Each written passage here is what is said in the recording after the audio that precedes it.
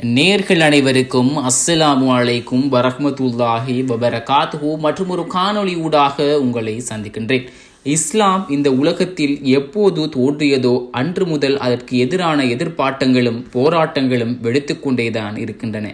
குறிப்பாக இந்த உலகில் குர்ஆனை அவமதித்தவர்கள் அதிகம். அப்படி குர்ஆனை அவமதித்தவர்களுக்கு இந்த உலகத்தில் வைத்தே தண்டனை வழங்கப்பட்டது என்பதுதான் யதார்த்தமான ஒரு உண்மை. அண்மையில் சிங்கப்பூரை சேர்ந்த பிரபல்யமான யூடியூப் பிளாகர் ஒருவர் ஒரு பதிவை இட்டிருந்தார். புனித குர்ஆனை கையில் எடுத்து அதனை நாக்கினால் தடவி அதனை கிழித்து அதனை அசிங்கப்படுத்திய அந்த வீடியோ உலக பூராக எதிர்வலைகளை ஏற்படுத்தியது. இந்த வீடியோவை பார்த்து ஒவ்வொரு முஸ்லிம்களும் ஆவேசத்தில் குதித்தார்கள் என்றுதான் சொல்ல முடியும். அந்த அளவு கோபம் வரக்கூடிய அவனுடைய செயல் இருந்தது. குறிப்பாக சிங்கப்பூரில் இவனுக்கு எதிராக பல போராட்டங்கள் வெடித்தன. இதனால் சிங்கப்பூர் போலீசாரினால் இவன் கைது செய்யப்பட்டு சிறையிலும் அடைக்கப்பட்டான். இவனை போலீசார் கைது செய்த போதும் இஸ்லாத்திற்கு எதிராக பேசினான் என்பது குறிப்பிடத்தக்க ஒரு விடயம். இஸ்லாத்தின் மீது அதிகம் வெறுப்பும் கோபம் கொண்ட கோபமும் கொண்ட இவனுடைய இன்றைய நிலைமை எவ்வாறு தெரியுமா? இவன் சிறையில் எப்போது அடைக்கப்பட்டானோ அந்த நாள் முதல் இவன் தற்கொலை முயற்சியில் ஈடுபட்டு வந்திருக்கின்றான். ஒவ்வொரு இரவும் தூங்குவதற்கு முன் இவன் பைத்தியம் போல் அலறித் தெரிவதாக அந்த சிறைவாசிகள் கூறுகின்றார்கள்.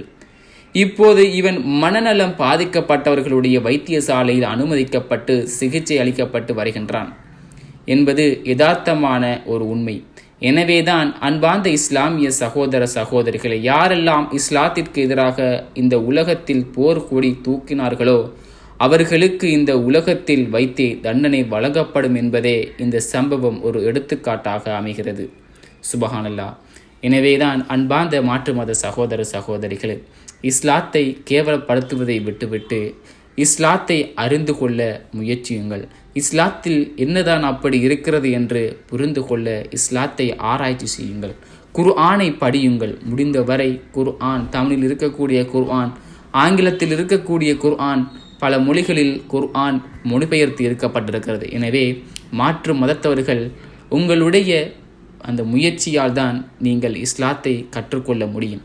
முடிந்தவரை இந்த பதிவை மாற்று மதத்தவர்கள் பார்த்து அவர்கள் இஸ்லாத்தை படிக்க முயற்சி செய்ய ஒவ்வொரு உறவுகளும் இந்த வீடியோவை அதிகம் பகிர்ந்து கொள்ளுங்கள்.